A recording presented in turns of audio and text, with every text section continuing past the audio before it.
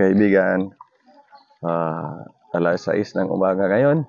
So, arrange tayo sa ating, kung makikita nyo ngayon ang kalagayan ng ating mga tanim na litos, ay makita nyo naka-layer. So, i-rearrange lang natin para magkaroon sila pantay-pantay ang pagkuha nila ng sunlight. No? So, tulad nitong isa,